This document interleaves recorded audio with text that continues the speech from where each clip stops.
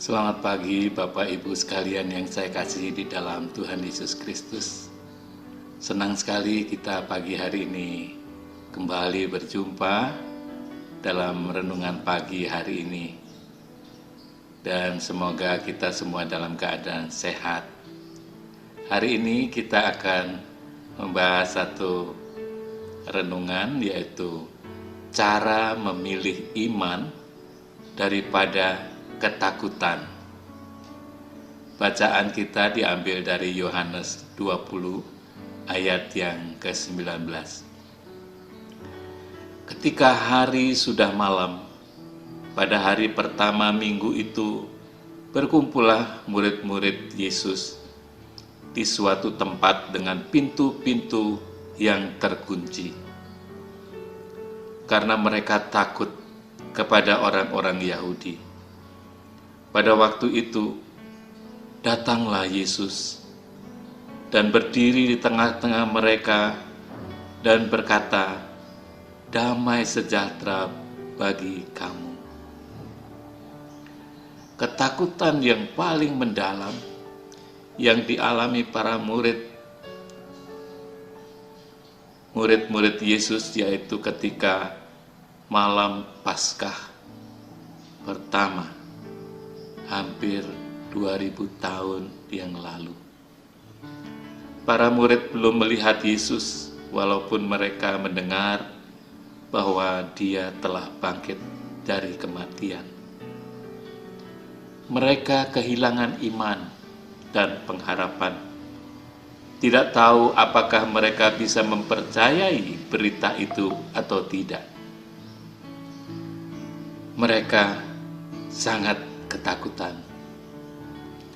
Perhatikan bahwa mereka mengunci pintu karena mereka takut. Itulah yang dikhawatirkan oleh rasa takut. Ketakutan mengunci Anda dari semua pintu yang Tuhan ingin Anda lalui. Ketakutan membuat Anda menutup diri, bersembunyi dalam hati yang hancur, dan Anda mengatakan pada diri sendiri bahwa Anda tidak akan pernah membiarkan orang lain mendekat Anda lagi. Ketakutan selalu memenjarakan Anda. Anda tidak dapat mengalami yang terbaik dari Tuhan untuk Anda jika Anda hidup dalam ketakutan. Ketakutan karena penyakit, hubungan yang rusak, kehilangan pekerjaan, kegagalan hidup, dan lain-lain. Bagaimana cara Alkitab melenyapkan ketakutan? Pertama, kehadiran Tuhan. Kehadiran Tuhan selalu memberi damai sejahtera. Jika Anda mengenal Tuhan sebagai sahabat yang baik, Tuhan Yesus yang bangkit selalu dekat. Pada waktu itu, datanglah Yesus dan berdiri di tengah-tengah mereka dan berkata, "Damai sejahtera bagi kamu." Yang kedua, percaya pada janji-janji Tuhan, seperti yang ditulis di dalam Yeremia 29 ayat yang ke-11. "Sebab aku ini mengetahui rancangan-rancangan apa yang ada padaku mengenai kamu, demikianlah firman Tuhan, yaitu rancangan damai sejahtera dan bukan rancangan kecelakaan, untuk memberikan kepadamu hari depan yang penuh harapan." Yang ketiga, percaya kebaikan Tuhan, seperti yang ditulis di dalam Roma 8 ayat yang ke-28. Kita tahu sekarang bahwa Allah turut bekerja dalam segala sesuatu untuk mendatangkan kebaikan bagi mereka yang mengasihi Dia, yaitu bagi mereka yang terpanggil sesuai dengan rencana Allah. Anda tidak menghalau ketakutan dengan kepercayaan diri sendiri atau kekuatan dari diri sendiri. Yang Anda butuhkan dalam situasi seperti ini hanya dari mengenal Tuhan dan percaya kepadanya. Anda tidak harus hidup dalam ketakutan. 1 Yohanes 4 ayat 16 dan 18 mengatakan, kita telah mengenal dan telah percaya akan kasih Allah kepada kita. Allah adalah kasih, dan barang siapa tetap berada di dalam kasih, ia tetap berada di dalam Allah, dan Allah di dalam dia. Di dalam kasih tidak ada ketakutan. Kasih yang sempurna melenyapkan ketakutan, sebab ketakutan mengandung hukuman, dan barang siapa takut, ia tidak sempurna di dalam kasih. Kemunduran akan menghampiri Anda. Anda tidak dapat menghindarinya. Anda mungkin kehilangan pekerjaan, hubungan, atau kesehatan Anda.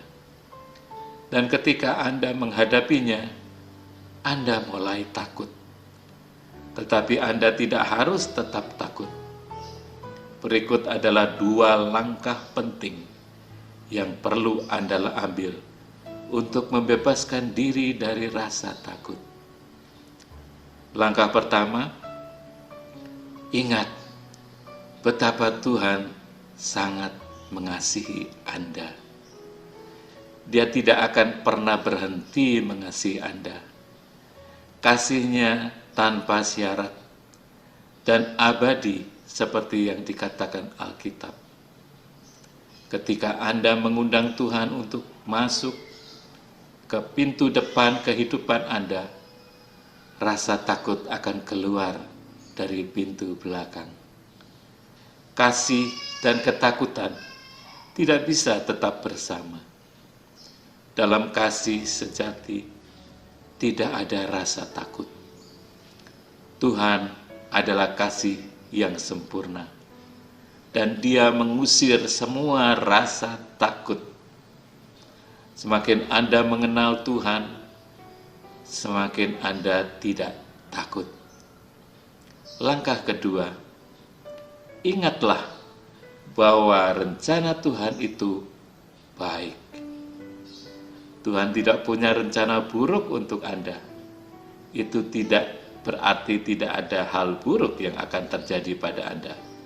Tetapi Alkitab memberitahu ke dalam hidup kita, seperti yang ditulis di dalam Roma 8:28. Kita tahu bahwa Allah turut bekerja dalam segala sesuatu untuk mendatangkan kebaikan bagi mereka yang mengasihi Dia, yaitu mereka yang terpanggil sesuai dengan rencana Allah.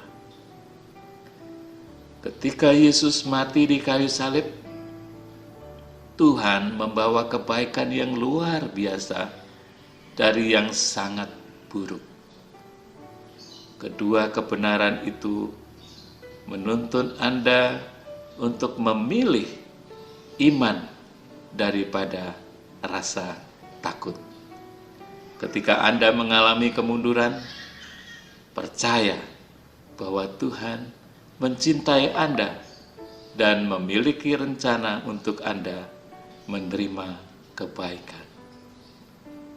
Inilah satu-satunya jalan ke depan. Amin.